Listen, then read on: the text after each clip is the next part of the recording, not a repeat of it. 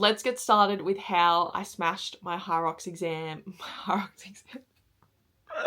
If you guys clicked on this video, it is not clickbait. I genuinely beat my Hyrox Pro Women's time by 14 minutes within a 2-week time frame between races. So I'm so excited about this video to really share with you how I did it, especially because last year I was self-coached. Before we get started, I just wanted to preface with the fact that I did not grow up as a runner. In fact, I hated cross country at school. I was always last in pretty much every running race.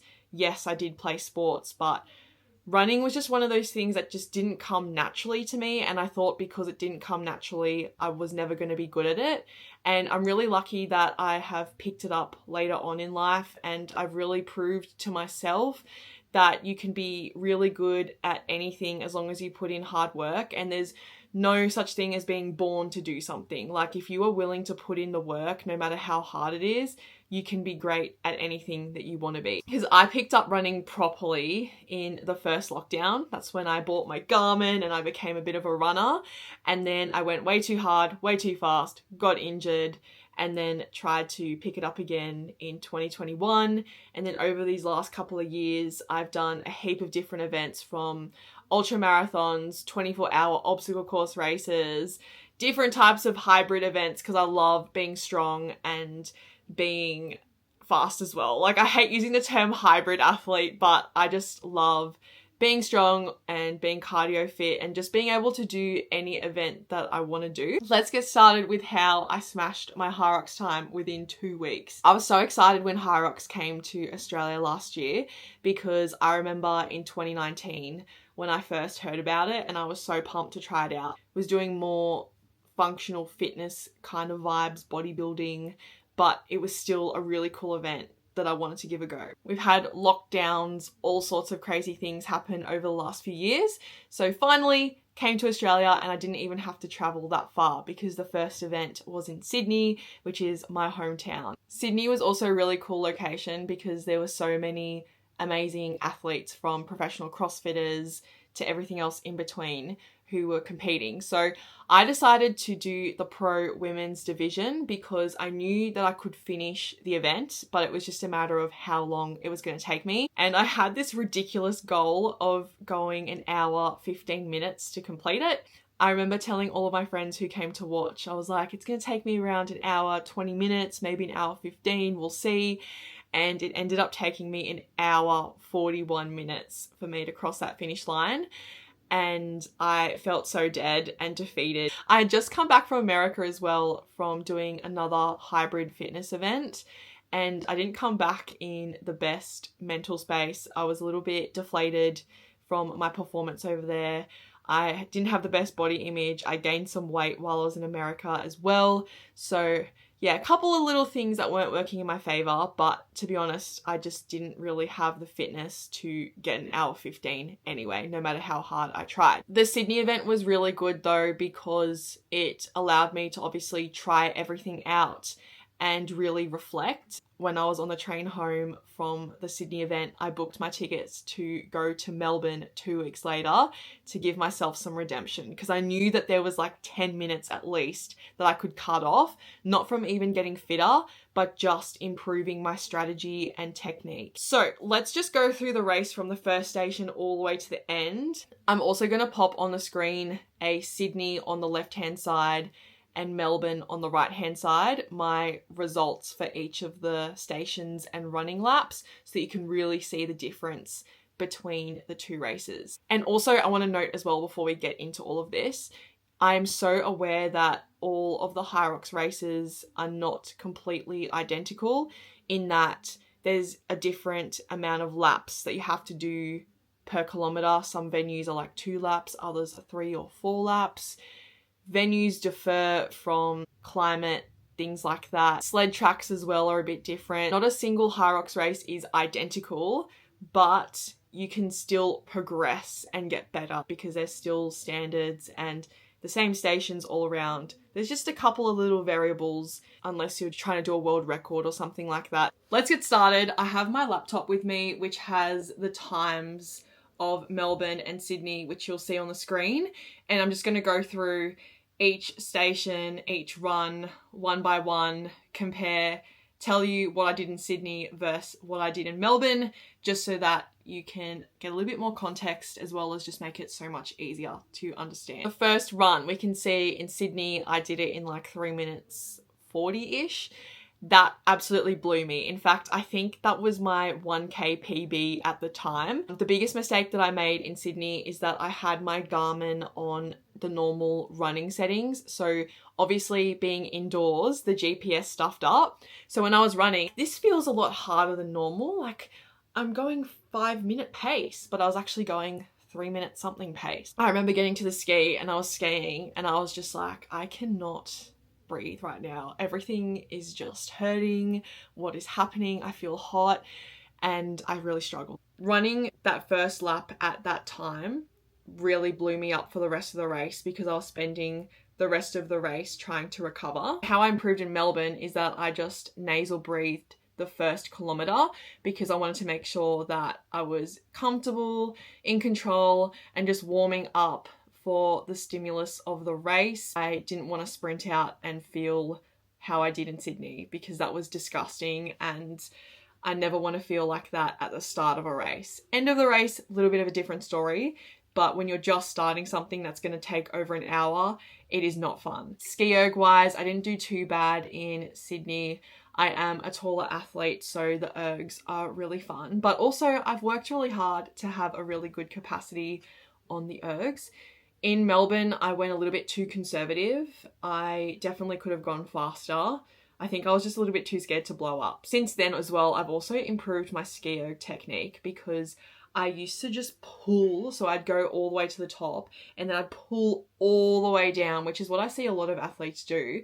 And that's such a waste of energy and time, because the ski erg doesn't have any tension below the hip or knee. I don't know, depends how tall you are. There's a certain point on the ski where you pull that you're not gaining anything by continuing to do the pull. So you just need to find that tension point and just ski to that tension point. Try to use more of your lats as well. There are heaps of ski erg videos that you can watch. I'll probably link something in the description below. Then we had the second run. Sydney 5 minutes 51, Melbourne 5 minutes exactly. Nailed it. But you could see how I freaking was dying in Sydney from like that 3:35, then going to 5:51. Next up we had the sled push, which destroyed my soul. So last year I was a little bit heavier, so I thought that, oh yeah, like the sled push is going to be so much easier, blah, blah, blah, blah, blah. No, I literally died at the sled push. It blew up my calves. There's video footage, I might pop it here, where you can just see me just want to cry. I thought that this was going to be the easiest station for me, and it ended up being one of the hardest. I tried a few different techniques. I had straight arm technique. I tried to get really close to it, but I didn't try the technique where your arms are like below. I'll put a video of myself doing it recently in the gym. That one actually works really well for me, surprisingly. The sled push freaking killed me in Sydney. But then in Melbourne, it took me longer to do it as well. In fact, I was one of the last pro women to complete it. Anyway, I feel like I am better at sled pushes nowadays, because I have been training it a lot more frequently, because my coach has programmed it a lot more. Then in Sydney, I did a 6 minute 16 run for the 3rd Melbourne was 5 minutes 25. So we're on the right track. Next up was the sled pull. I bloody just used my arms in Sydney, and I didn't realize that you're meant to walk to the line, you know, pull, really leverage your weight. I just fried my arms for no reason, and that's why it took me almost 7 minutes to do the sled pull. Whereas in Melbourne, I cut that by almost over a minute, 5 minutes 48. Technique improved. There were still moments where I was kind of just using my arms. Next up, kilometer 4, 8 minutes 48 in Sydney. I don't know if I forgot to count my laps, so I did an extra one, or if this one actually took me 8 minutes 48. I do remember there was a time where I felt like I was dying and I started walking. Melbourne, we stayed on track 5 minutes 19. Then we had burpee broad jumps, 80 meters worth. This was actually a station that I was kind of scared of because I personally do not like burpees and I didn't train them heaps beforehand. 6 minutes 50 in Sydney. Melbourne, 4 minutes 59. I was 9th place. That's pretty good. I think I just felt a lot more confident when I did them in Melbourne because I stepped into my burpees. The technique that you do is really important because you're not going to win on the burpee broad jumps. So you want to find something that's going to help you sustain some energy so that you can really push after this. Then next up we had the 5th run, 7 minutes 04 in Sydney, and it was 5 minutes 25 in Melbourne. So we're still on that 5-minute grind. That's amazing. Then we had the 1,000 meter row, which is my favorite because you get to sit down. Sydney, it took me 4 minutes 56. Melbourne, 4 minutes 50. I definitely was dying on the rower on both occasions. So hopefully when I race this weekend, I'm not going to die there. Again, with the rower, you want to improve your technique. You're really utilizing your legs and your arms, and you're recovering hopefully as well, because after the rower is that last push to the end, and that's where you really need to get that second wind. So you can use the rower kind of for recovery, but kind of not, because you don't want to get too slow to where you're losing heaps of time and you can't catch it up. Then the next run, 6 minutes 27 in Sydney. So I started to pick up some steam because I think I was mentally like, we're almost at the end, so we need to push. I think I started to recover at this point as well after that bloody first K. 5 minutes 24 in Melbourne. Then the farmer's carry, 2 minutes 50 in Sydney, 2 minutes 33 in Melbourne. Biggest tip for farmer's carry is just to keep moving. Do drop the kettlebells and you need to chalk up. You have chalk on you.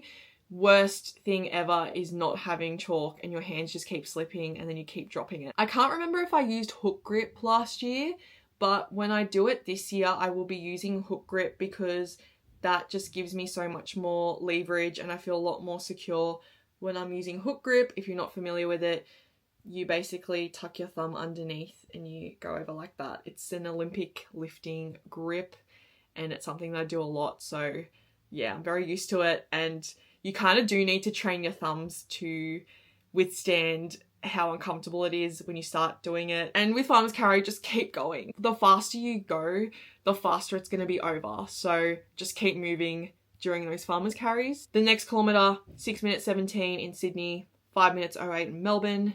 Then we had the sandbag lunges, which, oh my gosh, I thought both of these races I was going to pull out at the lunges because for some reason I took really long strides last year and I wasn't used to doing lunges. In fact, I didn't really do many in my training at all in the lead up, and I was taking these massive strides which were killing my glutes and my hip flexors.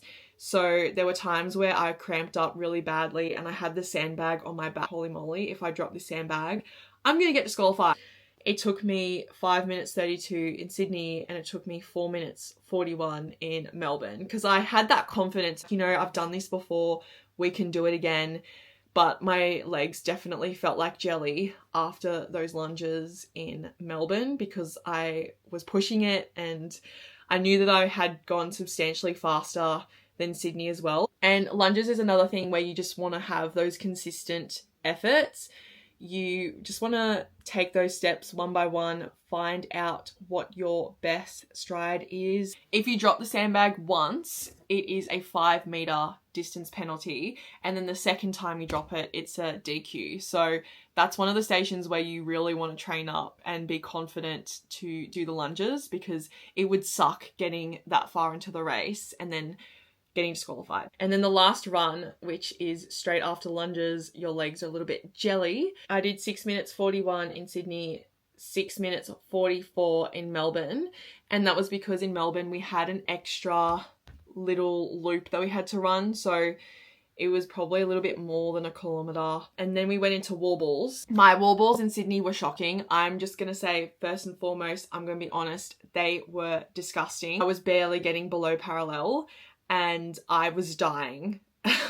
I dropped the wall balls so many times and I had all my friends and family screaming for me, and it was really just all about fighting those demons every rep, and I would get no reps a lot as well, which was really good. So I appreciate my judge for being really fair and honest on me. So I've included some footage of that, but I'll show you the footage of me doing it in Melbourne. It took me 6 minutes 58, so that was almost a minute difference. And in Melbourne, I was going ass to grass every single rep. So it just goes to show that you can get faster doing good reps, and cheating yourself is not a good strategy because one, you'll probably get no reps, and two, you're cheating yourself, you're cheating other people who are really pushing themselves to try to hit the movement standards. So with wall balls, anyone can get a below parallel squat. You just have to train it, right? One of the easiest ways to do that is to elevate your heels. You can do it with small plates or heel elevation shoes. So the more that you do that in training, the better mobility that you're going to develop. And then eventually you're not going to need that heel elevation to get that depth, and you're going to just be able to do it wearing whatever shoes. Make sure that when you're in training, you're training to the correct standards. You're not cheating yourself, because what happens in training generally happens on race day. Let's have a look at everything else. We have the rock zone time. So the rock zone is basically those little runs that you do to get into the station, and then as you get out of the station onto the running track. So they're not the stations and they're not the running track. It's basically everything else in between. Sydney, 7 minutes 39. Melbourne, 6:06. My run total in Sydney was 50 minutes 55. My run total in Melbourne was 43:27. And then my best run lap in Sydney was 3 minutes 35.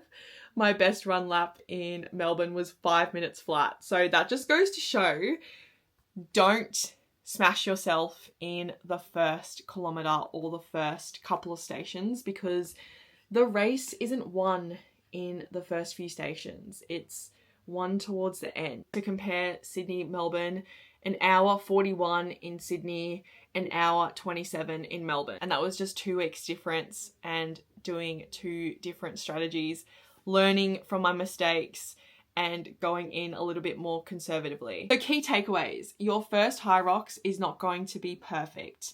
You are going to make mistakes. You are just learning what it feels like, what the event is, because it's so hard to simulate that in a gym. I'm pretty sure that a lot of people are doing their gym simulations, and their times for the gym simulations are a lot faster than the actual race itself, because there are other factors in the race, like you've got other people that you have to dodge on the running track.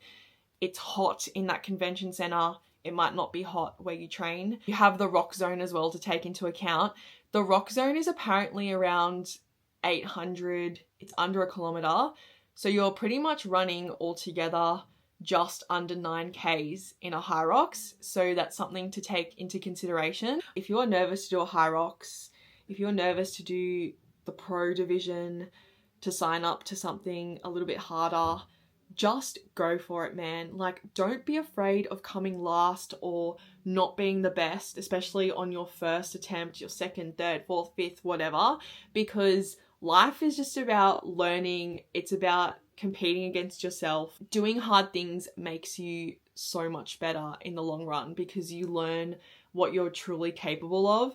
And I love fitness because there's a lot of adversity in fitness, and it sets you up for the adversity that comes in life. And yeah, I don't know, sorry to get a little bit philosophical with you, but I think you should challenge yourself. So don't be afraid to do Hyrox or anything else that seems scary or challenging for you. Trust me, you are capable of doing it. Make sure that you get some training in and give it a crack, because you're going to learn a lot on your first attempt or your first 10, 20, 30. You're just going to keep learning in life. There's no such thing as doing anything perfectly. So if you have any questions, feedback, anything like that, feel free to leave a comment down below. I hope you guys enjoyed the video, and I'll see you next time.